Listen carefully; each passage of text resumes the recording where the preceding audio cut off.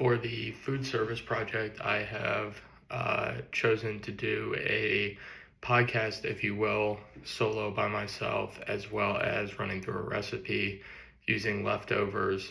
And in this podcast, I plan on talking about why food waste matters, how cooking local, seasonal food helps the food waste issue, making leftovers appealing rather than an afterthought, the social and economic impact of wasting less food, and ethical and cultural dimensions.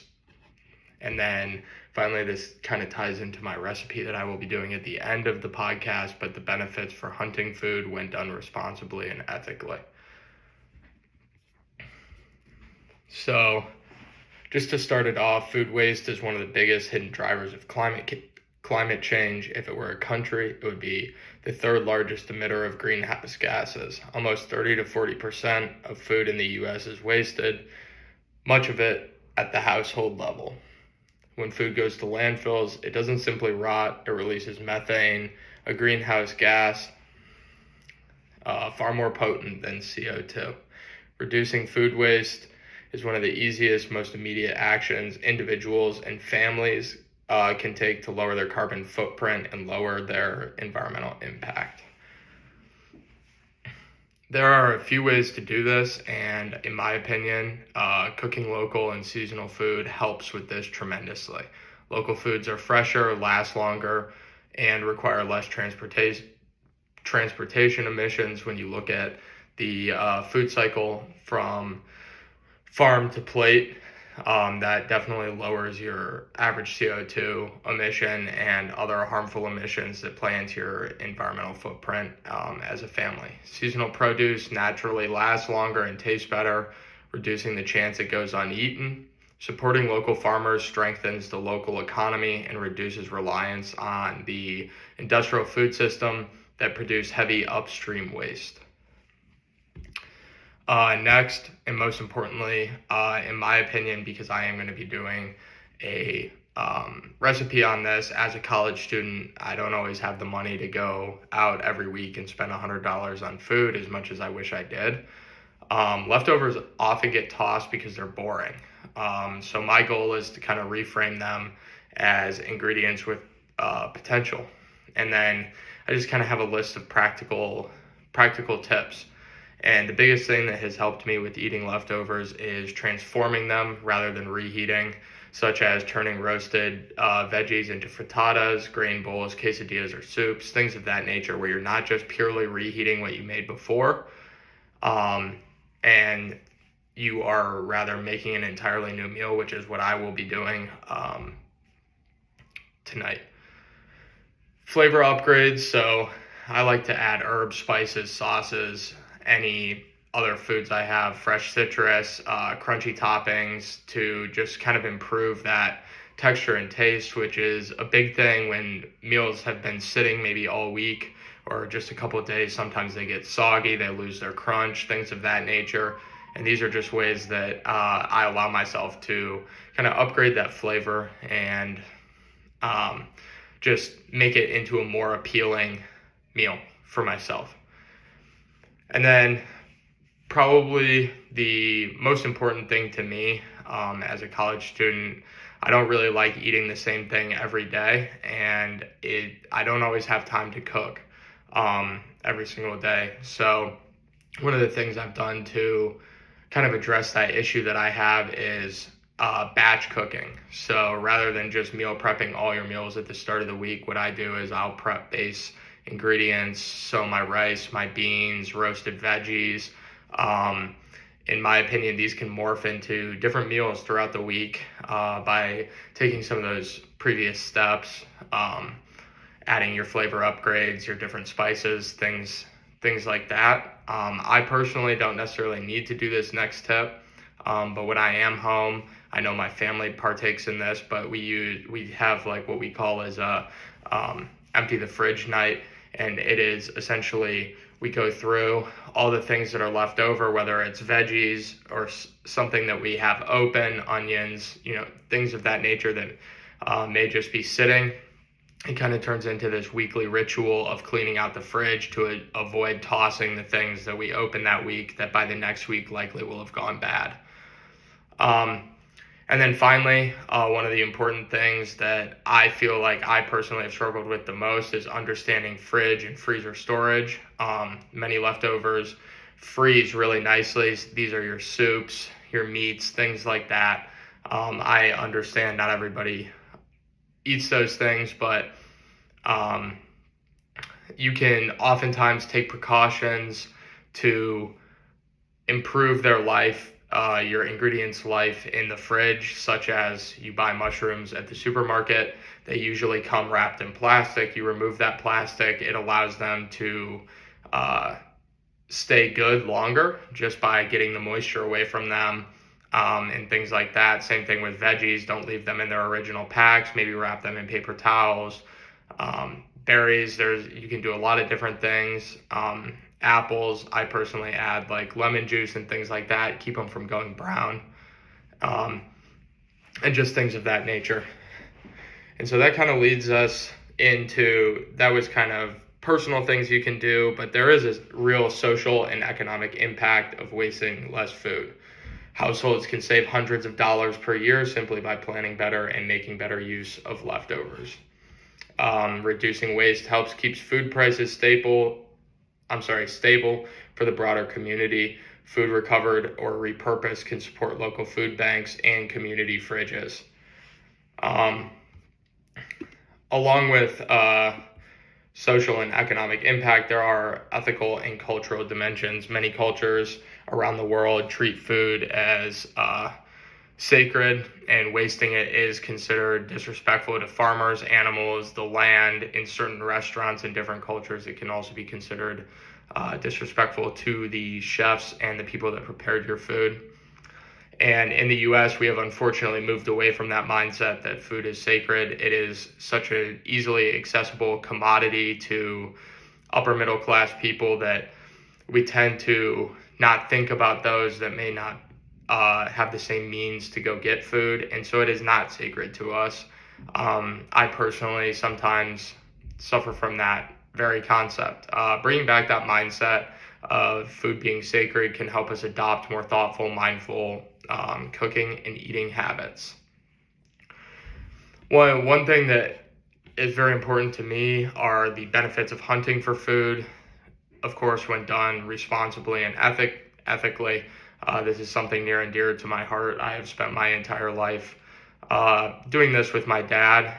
Obviously, not everyone does that, but it is a very viable option for people that maybe have less access to beef or things, or want to replace it with a little more carbon friendly, environmental friendly concept, which is something that I'm pushing to do. So not only is it good for eating, but it creates a sustainable population management. Responsible hunting helps control deer and other wildlife populations that exceed ecological carrying capacity due to habit loss and urbanization. It's ultra local protein. Wild game requires zero industrial farming, no feed, no antibiotics, and no transport emissions. There are a lot of nutritional benefits. Wild game meat is typically leaner, higher in omega-3s, and free of hormones found in industrial meat production. In my opinion, hunting creates a deep connection to the land. So from this perspective, hunting fosters ecological awareness and respect for wildlife, as you need to learn and study the ecosystems firsthand. It has potential for zero waste. Hunters do tend to use the entire animal. There's obviously exceptions with practices such as trophy hunting, which I personally do not support, but meat is obviously all the meat's coming off the animal.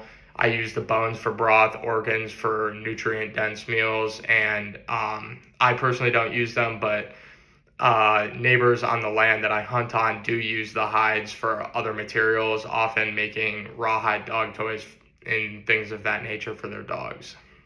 And in terms of food security, hunting can supplement household food supply, especially in rural communities or indigenous communities where it's a traditional and reliable form of subsistence. And not only that, in areas that have a lot of access to these massive ecosystems, there may not be access immediately to go drive to a grocery store or anything of that nature, and this allows for a little more food security for your family. So hunting and cooking local, I think they go hand in hand, and it's something that I try and partake in. Both emphasize seasonality, respect for ecosystems, low impact sourcing.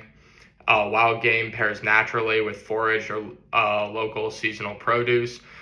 And I think this kind of demonstrates how a regenerative, minimal waste meal can be created from start to finish. This approach grounds the cooking series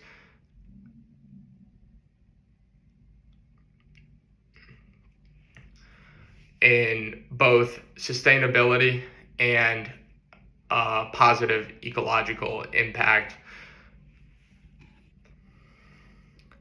And I would just encourage you guys that are listening to this to pick one habit to reduce food waste this week. I know we've already done this in class, but whether it be meal planning, using leftovers, freezing surplus food, or buying local, sustainable eating doesn't require perfection. Obviously, there are always going to be situations where it's not the easiest thing to do. It's not, or situations where you're not going to be able to do it. It just requires that good intention. And then I am going to essentially show you guys a recipe made out of some local protein. It is a deer, as well as some not local protein or not local grain in rice. I'm going to be making fried rice along with a local egg in it, and I will be kind of showing you guys how I do that. These are the ingredients I will be using. This is some deer cooked already earlier this week that I have just chopped up. It likely would not have gotten used in any other way. Couple eggs, then grass-fed, grass-finished beef, butter, can of black beans that I opened earlier this week, and this is the remnants of rice that I have made earlier this week that I have added a little bit of water and just reheated before I fry it all up. I will be essentially just mixing everything together and cooking it in a pan until it is complete, scrambling the eggs and whatnot. But I will show the cooking process a little bit. Currently, the rice is frying up. The egg is ready to go in once the rice is fried for a while. Then the beans and the deer will be added. I personally usually season to taste at the end if it needs anything else. Now the rice and egg has been added in and mixed together, and then I will be adding the other ingredients. This is the final product with everything mixed together.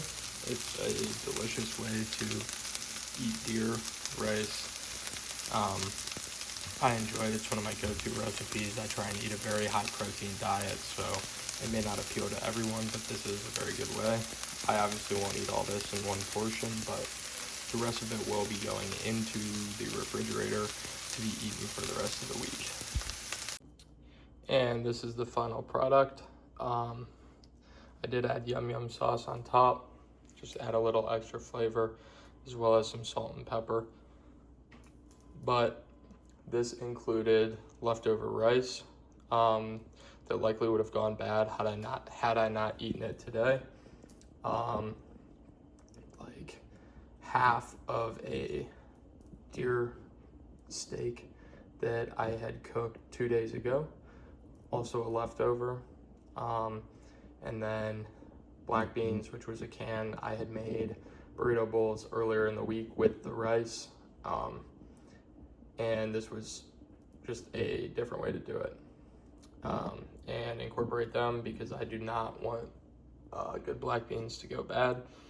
And this is kind of what I was talking about when discussing the concept of making your leftovers have more appeal rather than reheating them. Not one of these things did I just throw in the microwave and reheat because I likely would not eat it, or I'd feel inclined to go order food instead. So rather, I have created an entirely new meal and one more meal that I will eat tomorrow. So thank you all for listening, and hopefully this provides some value to you.